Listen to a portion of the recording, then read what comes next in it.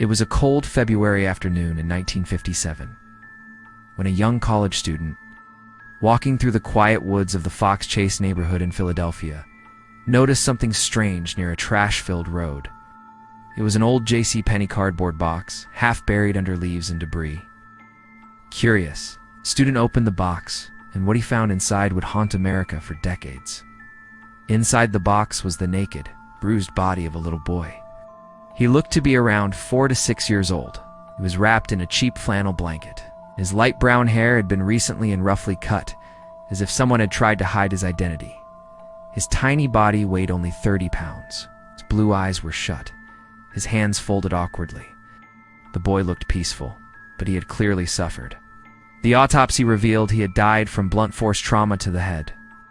His body showed signs of prolonged abuse and neglect, bruises, old and new, malnourishment and scarring. There were no fingerprints, no identification, no clothes, no shoes, nothing. No one reported a missing child matching his description. There was no name, no family, just a lifeless boy in a box. The police began one of the most extensive investigations in the city's history. They distributed thousands of flyers across the region. They printed his face on posters, put it in newspapers, even mailed his photo along with utility bills. At the morgue, they even propped up his body and photographed him, hoping someone would recognize him. He was buried in a small cemetery with a simple tombstone. Engraved on it were the words, "America's Unknown Child." And yet, despite national attention, the case went cold. There were no leads, no family, no school records, no missing reports. It was as if this boy had never existed. Then, as the years passed, theories began to emerge.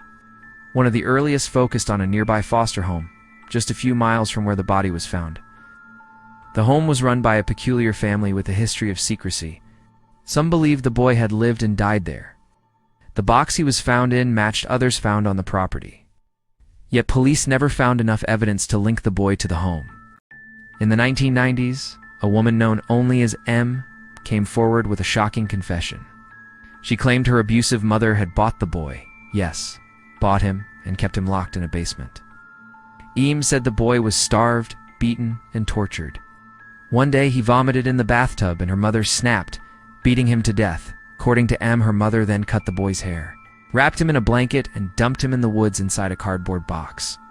Her story matched details only investigators had known, including the placement of bruises and the condition of the body. But M had a history of severe mental illness, and police were never able to confirm her claims. Another theory suggested the boy might have come from a traveling circus.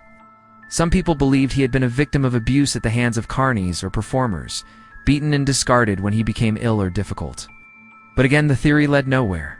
No one came forward. No one claimed him. As the decades passed, the story of the boy in the box became one of America's most chilling, unsolved mysteries. His face remained frozen in time. The photo of a silent child whose voice had been taken away.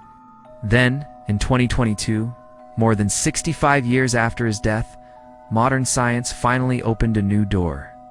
Using advanced forensic genealogy, the same kind used to catch the Golden State Killer, investigators extracted DNA from the boy remains and uploaded it to a public ancestry database. They slowly built a family tree working backward from distant relatives.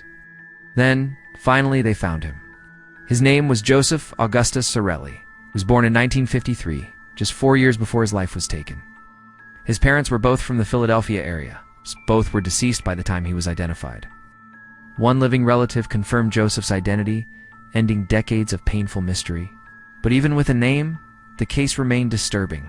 Joseph had never been reported missing, not once. His family never searched for him. No school, no record, no obituary. Just silence. Authorities have not named his parents publicly, and it's unclear whether the killer is still alive. But one thing became heartbreakingly clear. Someone close to him had betrayed him in the worst possible way. In 2023, Joseph's grave was updated. The simple marker that once read America's Unknown Child was replaced with his full name. People visited from across the country. They left flowers, toys, and handwritten letters. They cried for a boy they never knew, but whose story touched them deeply. Joseph's case is technically no longer cold, but justice has not yet been served. His killer or killers still walk free. What happened to Joseph Augustus Zarelli is more than a tragedy. It's a reminder of how vulnerable some children truly are, and how easy it is for a life to disappear in silence, unless someone fights to remember it. And now, we do remember him. It's not just as the boy in the box, but by his name, his story, and the dark shadow his case cast over America's history of forgotten children. If you're intrigued by this mystery, hit like, subscribe, and turn on the bell icon for more chilling stories. This is just the beginning. Are you ready for what's next?